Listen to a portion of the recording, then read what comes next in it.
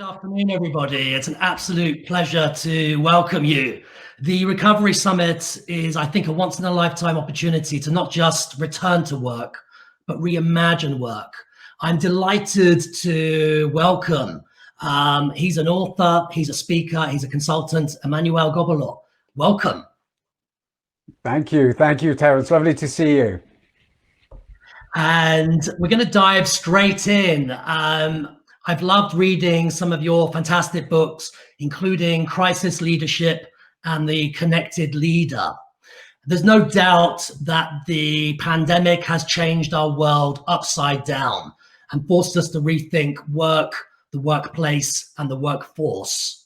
What would be some of your most practical takeaways from your book, Crisis Leadership? I think, so in Crisis Leadership, Catherine, my co-author, and I talk about ABC. So appreciate where people are at, broadcast to them, and then co-create the future together. Practically, for me, there's two words which we needed more of and will continue to need a lot of, and these are compassion and hope.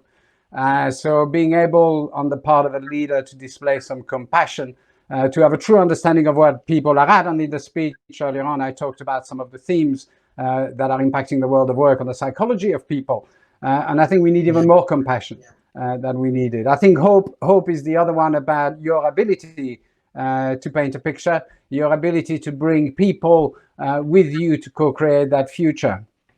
The other thing, practically, as we move through the crisis, is to remember that leadership tends to be almost overly present in a crisis, and then very quickly takes a back seat. So we've seen a lot of CEOs communicating directly with the front line and with their customers. We've seen a lot of leaders being on the ground and at the front. And that has to continue. That cannot be ignored. And we can't just go back and say, okay, I'm done now, the crisis is over. Because it's not going to be over for a long time, but also because psychologically it takes time to recover. So I think, practically continue to communicate, continue to be there, continue to listen, so that you have a true understanding of what people are going through. And that's going to then feed you the insights that you need in order to make the decisions you need to make.